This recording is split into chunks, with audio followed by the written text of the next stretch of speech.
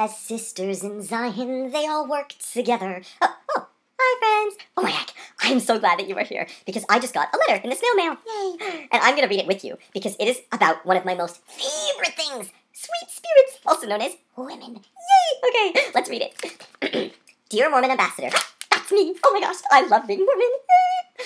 Recently, you were telling me that your church is not sexist. It's true, I did say that because we aren't. Yay. And so I decided to read a copy of the Ensign magazine. The Ensign magazine! Do you know what that is? Oh my gosh, no. I'm going to have a copy sent to your house. Oh my gosh, actually, I'm going to have the missionaries. They're going to come to your house. Oh my gosh, oh, you're welcome. Elder Boyd K. Packer said that, BKP, oh my gosh, a living prophet. Do you? Oh my gosh, I feel the spirit so strongly. Follow the prophet. And he said, the most important thing for a woman in this life is to be the wife of a worthy priesthood holder and mother of his children. Is this windbag full of, flippin' hot air, or is your church really that sexist? Why did you lie to me, sincerely non-Mormon friend? Okay, yay! First of all, Elder Packer is not full of hot air. He is full of the gospel! Yay! Unless you mean oxygen, because sometimes oxygen can be warm when you breathe it in, and if that's what you mean, then yes, he's full of it. Otherwise, no, he's full of the gospel, okay? Yay! How old is he? Elder Packer, you're making this harder for us! Okay, now, more importantly, our church is not sexist. In fact, frankly, I'm a little offended, because I'm a Mormon, and I'm very nice, and you know that. And we're not sexist at all. In fact, I would say that Mormons are on the forefront of all equality movements. Equality for those who deserve equality. There, check. Bases covered. Okay, now, it's true. A lot has changed in the world, not in the church. Everything has stayed the same. It looks like things have changed, but that's only because you're seeing it from your... You gotta contort your mind this way, and then it makes sense. But see, it used to be, for example, that we told Mormon women that they could only wear dresses at BYU, and we no longer require that, even though it's very pretty. It might make you more desirable to men, but it's not required anymore. And so you might say that when that happened, equality was just roaring through the room. Also, we allow women to say closing prayers and amen at certain religious services now, and that is just so special for them that they get to do that. Now, it's true, there's a quote by Brigham Young that has been causing a little bit of, like, riff-raff among people that are like, those Mormons, oh my gosh, this is crazy, okay? But we're not sexist at all, okay? It's just, Brigham Young did say, in 1867, which was a long time ago, it's practically biblical times, Book of Mormon stories that my teacher taught to me. Now, he did say that, the man whom God calls to dictate the affairs of the building of his Zion will have control over everything in the building of his Zion, including, yes, even the ribbons in women's hair. So you might hear that and think, oh my gosh, that sounds completely controlling and very micromanaging. But we don't do that anymore. And you need to realize that in Mormonism, if there are statements that are uncomfortable from our past history, we believe that if we just sort of hide them, flick them onto a shelf, or put them under a rug, that they will go away. And we trust that you will appreciate that, okay? But it's true. And also, but you'll see that now women have lots of ways to express themselves, not least of which their hair. And in Utah, it's a big deal, literally. It's amazing. Oh my gosh, higher to heaven. It's just, oh, their hair is amazing. It's like the beehive, so we love the bees. Okay, now, it's in addition to expressing themselves, and they have so many ways. For example, my wife right now, and this is why it's so funny, because I'm watching her express herself and be equal. She's cooking a delicious meal right now, and she is using her artistic and culinary talent, and oh, don't put cinnamon in that, to do whatever it is that she likes, okay? And also, another thing, she goes to homemaking. Once a month, she and all the other Mormon gals in the ward go down to the cultural hall, and they make the best crafts that you have ever seen. And then, I could never do that. In fact, my wife tells her friends all the time, oh, I could never get her to do the dishes even if I tried. What she means is, I just can't learn. I don't know, it's hard. Boys will be boys. It's just hard, and I appreciate what she does for me. Okay, yay. Love ya. And flowers. Talk about expression. She makes these headbands with these flowers for our little girls, and they're so cute. Oh my gosh, okay. And that is equality, okay? And that is how they express themselves and serve, and what a better place to serve than in the home, okay? Now, women, that's not to say, though, that women can't have careers, because they can, okay? If your worthy priesthood holder agrees, you can do whatever you like, okay? Talk about equality. And this binder, for example, is just full of wonderful, fantastic Mormon women, and they have done so many wonderful things. For example, this gal went to BYU for 2 whole years before she got married and dropped out for her husband to get married, because that's why she was there. But now, my wife, she is going to decorate her binder with that awesome year from BYU, Idaho, and she is going to be the best salesman that Mary Kay has ever had. And I am telling you what, she is going to be phenomenal at it. But the most important thing that a woman can do, and let's get serious now, is be a mom. Because being a mom is the best thing that anybody could ever do. And as a man, I can't have babies.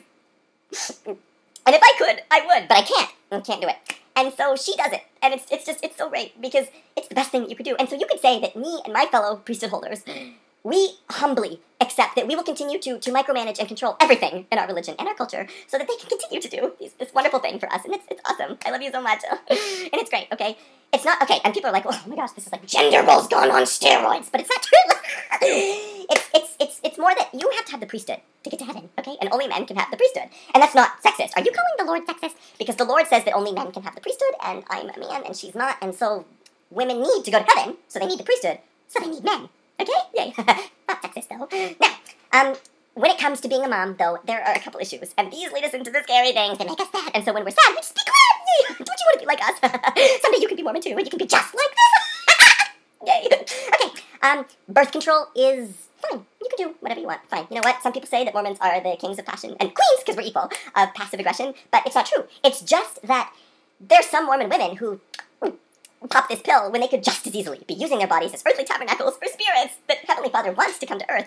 And if they don't come through us, they might go through someone else. And they might not be Mormon. And then what will happen? And when you die, and you have to see these spirits gals, and they look at you and they're like, I've never met you before, but I wish you had been my mother. What are you gonna say? And they think who these kids could go to. They could go to the gays. Do you want that to happen? Oh my gosh! No, you don't. It would just be terrible. And also, abortion is bad. And don't do it. Okay? Because it's just, also, but here's the real thing. Abortion is not just about you, okay? It's not about you girls. It affects other people too. It affects us. It affects the men a lot. And so we're not going to put the pressure on you of having to make that choice, so we're just not going to give it to you. Because it's not just up to you, so we don't want to, make you have to do that. Now, feminism is one of the 3 biggest threats to our religion. It's a shame. It never existed before, so this wasn't a problem, but it is now, because the world is wicked. More wicked than ever before. But I think that you would find that most women, Mormon women especially, well, only Mormon women, because no one else is really happy, but most Mormon women, I think you would find, are very happy, okay? Now, that's not to say that there isn't a small dissident, but when I say small, I mean small, of women who have very strong, sharply, and no one wants to be sharp. Do you want to be sharp like a knife? Get stabbed. No, you want to be soft like a spoon, okay? And they feel very strongly in these feminist so-called causes.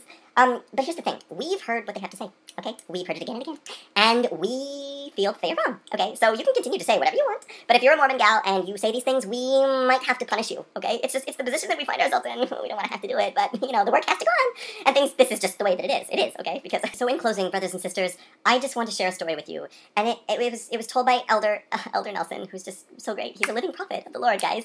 And he told us the story of the time that he was at General Conference, the priesthood session, with his fellow brethren, and they said, where are the women?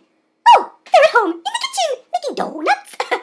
And when we manly men, get home, we will feast upon the donuts. Nom, nom, nom, nom, nom. Speaking of nom, nom, nom, Sesame Street should pay its own way. Vote Mitt Romney, 2012, yay! Constitution hanging by a thread, no more.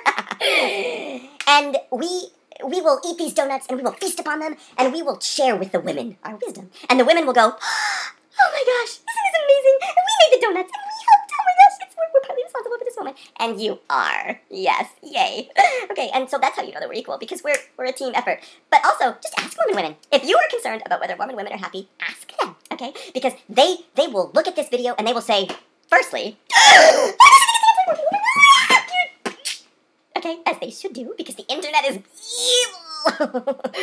But if they have a strong testimony, and they do, of course you do, because you don't want your family being held hostage, which would never ever happen, because you're good. They would say, well, I'm a Mormon woman, and I know that I'm a happy person. Brothers and sisters, I'm a Mormon woman, and I'm happy, and I've been raised in the church, and I've been taught by the church, which is controlled by men, that we're not sexist, and that we're happy, and I am, okay? So listen to them, okay? Because, and I know, the rest of the world is like, we don't know what to say, this is worse than we thought. But it's not, everything is the way that we say it is. And rest assured, we are serious about all of this.